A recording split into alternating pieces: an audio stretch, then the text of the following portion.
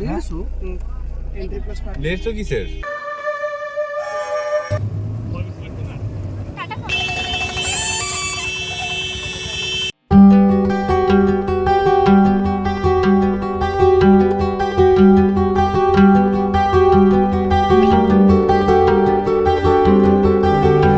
নমস্কার বন্ধুরা, কেমন আছো তোমরা সবাই? আশা করি সবাই খুব ভালো আছো, আর আমরাও ভালো আছি। আমার চ্যানেল বাবুমিতা অফিসিয়ালে সবাইকে স্বাগত। বন্ধুরা, তোমরা তো দেখেছো যে আমরা বেড়াতে এসেছি আসানসোলে। এখানে আমার মাসির বাড়ি। তো আজকে হচ্ছে সেকেন্ড ডে। তো আজকে আমরা ঠিক করেছি যে এখান থেকে মাইথন যাব, যেহেতু মাইথনটা এখান থেকে কাছে, এই ঘন্টাখানিকের রাস্তা। তো আমরা রান্না টান্না সব কমপ্লিট করে নিয়েছি। তো রান্না করে নিয়েই যাচ্ছি, মানে ওখানেই খাওয়া দাওয়াটা করবো আর ঘোরাফেরা হবে। তো ওখানে গিয়ে রান্নার কোনো ঝামেলা আমরা করিনি। তো যাই হোক, আমরা এখন সবাই রেডি আর আমরা বেরোবো। গাড়ি চলে এসেছে রাস্তায়। আর চলো তোমাদের দেখাই এখন সবাই কি করছে। চলো, পাইল রেডি? আচ্ছা। আর এদিকে ভাই ভাই আর মাসি, তুমি রেডি? আচ্ছা। আর ঘরে দেখি মামি এখনও রেডি হচ্ছে। ঝিলমিল সোনা তো রেডি, আর মাও রেডি। আর এদিকে আমার রায়া সোনা তো ঘুমিয়ে পড়েছিল, তাই আমি রায়াকে কোলে নিয়ে নিলাম। আর সবাই চলে গেছে গাড়ির কাছে। কি বলো তো, আমাদের জিনিসপত্রগুলো গাড়িতে তোলা হয়ে গেছে আর আমরাও এখন রওনা দিয়ে দিয়েছি, যাচ্ছি মাইথন। তো আসানসোল থেকে না মাইথন এই 45 কিলোমিটার মতন রাস্তা, জানো তো। আর যেতে ঘন্টাখানিক মতো টাইম লেগেছিলো আমাদের, বেশি টাইম লাগেনি। তবে যেতে যেতে আমাদের রাস্তায় গাড়িটা দাঁড় করালো কয়েকটা ছেলে মিলে। তো তারা বললো যে মাইথনে পিকনিক করতে গেলে আগে এখানে তোমাদের চাঁদা দিতে হবে, কিছু টাকা জমা দিতে হবে। এই 150 টাকা মতো বলেছিল যে লাগবে। কিন্তু আমরা বললাম যে আমরা তো পিকনিক করছি না, শুধু ঘুরতে যাচ্ছি। তো সেই জন্য আমাদের ছেড়ে দেয়, কারণ আমরা তো ঘুরতে যাচ্ছিলাম। সত্যি তো আমরা পিকনিক তো করিনি, আমরা তো রান্না করেই নিয়ে এসেছিলাম সঙ্গে। তো যাই হোক, দেখো রাস্তাটা চারিদিকে পাহাড়ও রয়েছে। আর আমি এখন আছি ড্যামের ওপরে। এর ডান সাইডে রয়েছে জল, আর বাঁ সাইডে রয়েছে মাইথন জলবিদ্যুৎ কেন্দ্র। তো বন্ধুরা, মাইথন এবার আমি প্রথমবার এলাম। সত্যি খুব ভালো জায়গা, পাহাড়ি অঞ্চল। আমরা এখানে এসে একটা সাইডে গাড়িটা দাঁড় করালাম।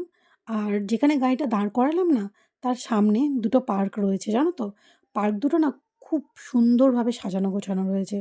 কত রকম ফুল রয়েছে, অনেক মূর্তিও রয়েছে। কিন্তু ব্যাপারটা কী বলো তো, পার্কের ভেতর কাউকে ঢুকতে দিচ্ছে না। দুটো পার্কই বন্ধ রয়েছে। তো ভেবেছিলাম পার্কে যাবো, দু একটা রিল বানাবো, ছবি তুলবো, কিন্তু সেটা আর হলো না। তো আমরা যেহেতু দুপুর দুপুর বেরিয়েছিলাম, খিদেও পেয়ে গেছিলো সবার। তাই আগে আমরা একটা জায়গা খুঁজলাম। জায়গা পেয়ে গেলাম, সেই জায়গাটা ঠিক করে নিলাম। তো এখন জিনিসপত্রগুলো সব আমরা ওখানেই নিয়ে যাচ্ছি। তো ওখানে গিয়ে আমরা লাঞ্চটা কমপ্লিট করব, তারপর ঘোরাফেরা করব। তারপর কি বলো তো, আমার রায়া সোনা বাড়িতে খেয়ে ঘুমিয়েছিল। তারপরেও যখন ঘুমাচ্ছিল, ওকে তো তুলে নিয়ে আমি চলে এসেছি। তাই অনেকক্ষণ রায়া খায়নি। অনেকক্ষণ না খাওয়ার জন্য ওর খিদেও পেয়ে গেছে। তাই প্রথমেই না সব কিছু ঠিকঠাক করে আগে আমি আমার রায়াকে খাইয়ে দেবো, তারপর আমরা খাওয়া দাওয়াটা করে নেবো। তো এখানে যে জায়গাটা আমরা পেয়েছি, জায়গাটা বেশ পরিষ্কার পরিচ্ছন্ন ছিল। আর কি বলবো, খুব রোদ্দুর ছিল না আর খুব ছায়াও ছিল না। জায়গাটা ঠিকঠাক ছিল, জানো তো। তো এখানে আমরা কিছু পলিথিন নিয়ে গেছিলাম পাতার মতন, পেতে বসার মতন। তো সেগুলো পেতে তারপর আমরা এখানে খেতে বসে পড়লাম। আর তার আগে কিন্তু আমি রায়াকে খাইয়ে দিয়েছি। তো সেটা তোমাদের দেখানো হলো না। তো যাই হোক, আমরা কী কী রান্না করে নিয়ে গেছিলাম বলো তো? আমরা নিয়েছিলাম ফ্রাইড রাইস, চিকেন কষা, মাটন ছিল, আর চাটনি ছিল সাথে, আর মিষ্টি ছিল। তো এই হলো আমাদের পিকনিকের মেনু। তো আমরা প্রথমে খেয়ে নিলাম, বাবু, মামা, ভাই ওরা আমাদের প্রথমে পরিবেশন করে দিল। তারপর ওরা খেলো। ওরাই বলল যে প্রথমে তোমরা খেয়ে নাও, তারপর আমরা খেয়ে নিচ্ছি। তো যাই হোক, এখন আমরা খাওয়া দাওয়া কমপ্লিট করে একটু টাচ আপ করে নিলাম। এখানে আমাদের এখন খাওয়া দাওয়া কমপ্লিট হয়ে গেছে। এবার আমরা ওই দিকটা যাবো, ওই দিকে যেদিকে বোটিং আছে, পার্ক আছে, আর সেদিকটা ঘুরবো আর তোমাদের দেখাবো। আর হ্যাঁ, আইল্যান্ডও আছে, খুব সুন্দর, দেখাবো তোমাদের। চলো চলো ওই দিকটা যাওয়া যাক, চলো। মাইথনের পুরো এরিয়াটা আজকে প্রচুর লোকজনে ভর্তি। আজকে অনেক অনেক মানুষ এখানে পিকনিক করছে, আবার অনেকে ঘুরতেও এসেছে আমাদের মতন। তো আমরা জিনিসপত্রগুলো গাড়িতে তুলে দিয়ে বেরিয়ে পড়লাম এই দিকটায়, ড্যামের এই সাইডটায়, যেখানে জল নেই, মানে যেখানে জল আর কি ছাড়া হয় সেই দিকটায়। তো আমরা এখানে চলে এলাম। আর এখানে এসে দেখি যে এখানে মানে নিচে যেতে গেলে অনেকটা নিচে নামতে হবে, মানে আমরা অনেকটা উঁচুতে রয়েছি। তো আমরা আর গেলাম না, কারণ আমাদের ওই দিকেও যেতে হবে, ড্যামের ওই দিকটায়। আমরা আর দেরি না করে চলে এলাম এই দিকে, যেদিকে জল আর আইল্যান্ডগুলো রয়েছে এই দিকটায়। প্রচণ্ড ট্রাফিক জ্যাম হওয়ার কারণে বাচ্চাদের নিয়ে খুব সাবধানে আমরা রাস্তার ধারে ধারে এগিয়ে এলাম। এদিকে অনেকগুলো ঘাট রয়েছে যেখান থেকে আমরা স্পিড বোট করতে পারি, নৌকা করতে পারি, যেটা আমাদের পছন্দ। তো আমরা প্রথম থেকেই ঠিক করেছিলাম যে আমরা স্পিড বোট করেই আইল্যান্ডগুলো ঘুরবো। তাই আমরা একটা ঘাটে নেমে পড়লাম। এই ঘাটটার নাম আমার যতদূর ধারণা এটা হচ্ছে বাবুঘাট। তো আমরা এই ঘাটেই নামলাম। আমরা ঠিক করলাম এখান থেকে আমরা একটা স্পিড বোট করবো আর আইল্যান্ডগুলো ঘুরবো। এই ঘাটে নেমে দেখি এখানে অনেক লোকজন রয়েছে। অনেকে স্পিড বোটে করে বেরিয়ে গেছে ঘুরতে, অনেকে ফিরে আসছে, আবার অনেকে নিজের ছবি তুলতে ব্যস্ত। তো যাই হোক, আমরা যেহেতু ঠিক করেছিলাম যে আমরা বেরোবো ঘুরতে স্পিড বোট করে, ঘাটের একজন সদস্যর কাছে বাবু সব কিছু জেনে নিচ্ছিল যে মানে স্পিড বোটে কীরকম পড়বে, কতটা কি ঘোরাবে, কজন চাপবে। তো তিনি বললেন যে আমাদের একটা স্পিড বোটে মাত্র 6 জনকেই চাপানো যাবে, আর যতগুলো আইল্যান্ড আছে সবগুলো ঘুরিয়ে নিয়ে আসবে, মানে নামাবে না কিন্তু সাইড দিয়ে ঘুরিয়ে নিয়ে আসবে, এই আধ ঘন্টা মতো ঘোরাবে।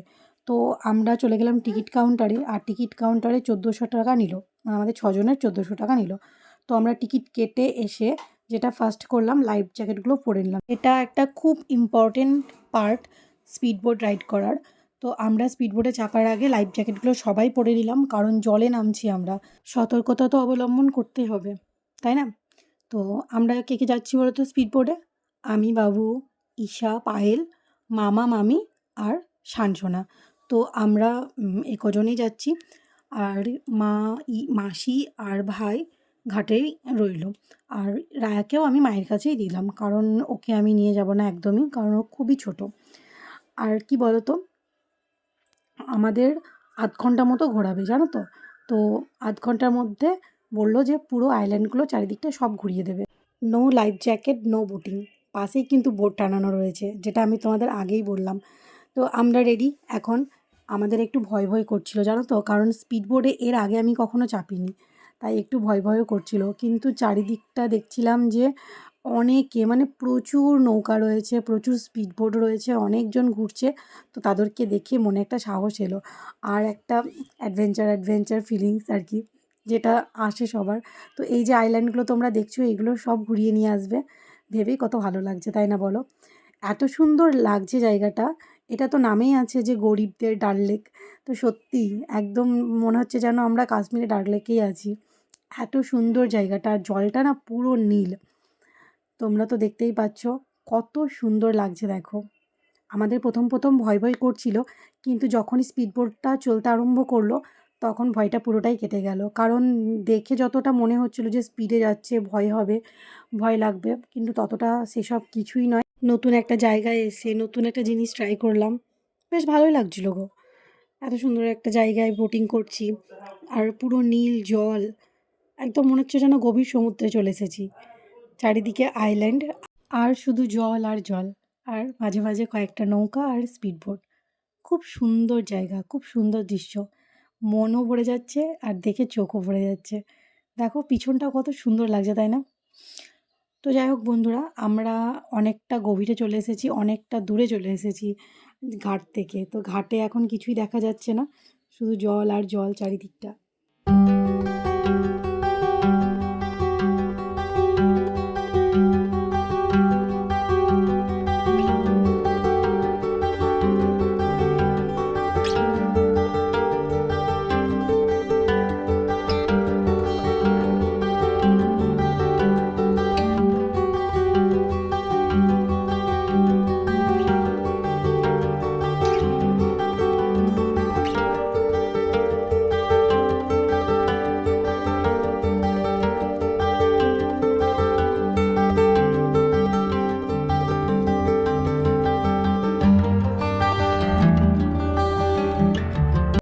তো আমরা স্পিড বোটে চলে এসেছি এখানে, কি এটা ড্যামের মাঝে।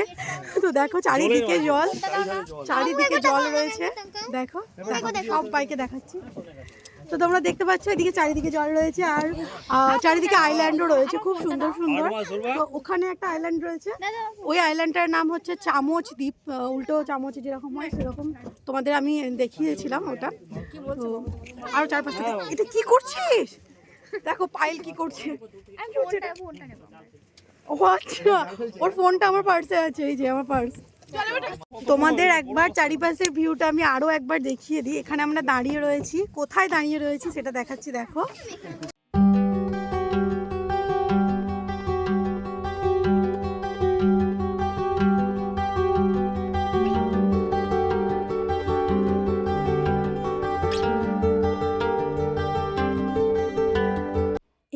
অনেক আইল্যান্ডে লোকে এসে পিকনিকও করছে, দেখো নৌকাগুলো দাঁড়িয়ে রয়েছে, এখানে ওরা পিকনিক করছে, পিকনিক হয়ে গেলে আবার ফিরে আসবে। তো আমরা তো সেটা করিনি, আমরা তো অন্য জায়গায় খাওয়া দাওয়া করে এখানে ঘুরতে বেরিয়েছি। আর আমাদের ঘোরাও হয়ে গেছে, আর দেখছো তো বিকেল প্রায় গড়িয়ে এসেছে, সন্ধ্যার মুখ হয়ে গেছে। আর আমরাও ফিরছি, ওই যে স্পিড বোটটা আসছে দেখছো, ওটা আমাদেরই স্পিড বোট। তো আমরা এখন ঘাটে ফিরছি।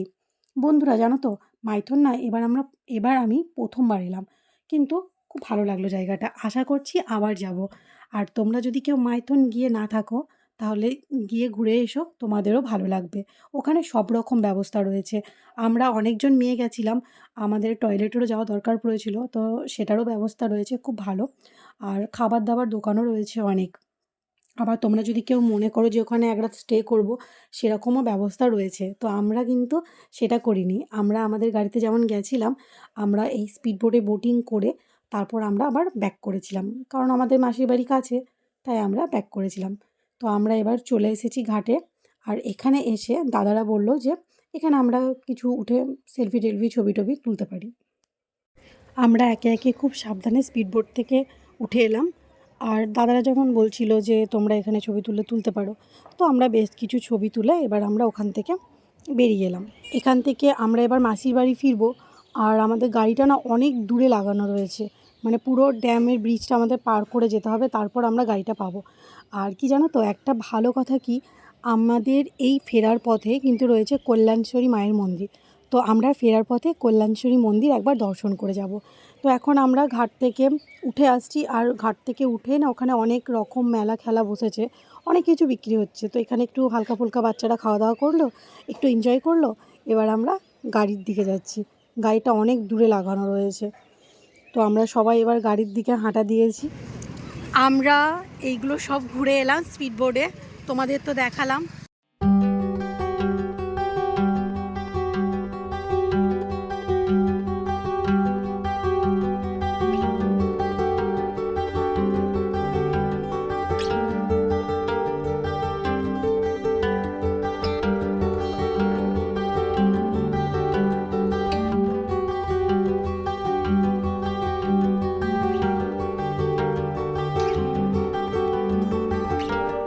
দেখো রাত্রিবেলায় মাইথন কেমন লাগে দেখতে।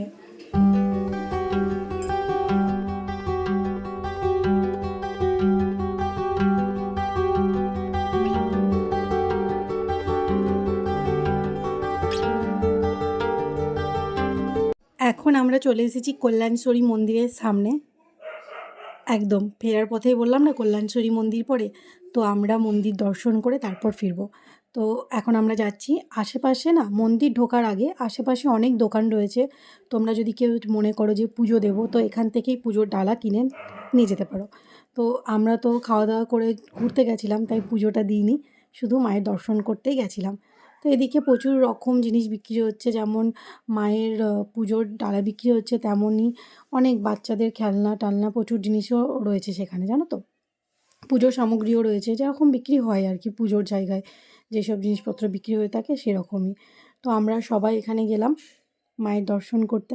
এই প্রথমবার যাচ্ছি। এই মায়ের না অনেক গল্প শুনেছি, জানো তো, পরে কোনো দিন বলবো।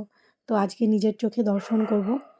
আমরা যখন রাতে ঢুকলাম না মায়ের মন্দিরে, মন্দির চত্বর একদমই ফাঁকা ছিল, একদমই ভিড় ছিল না। জানো তো বন্ধুরা, আমরা যখন মায়ের দর্শন করলাম তখন মায়ের ওড়নাটা বদলানো হচ্ছিল।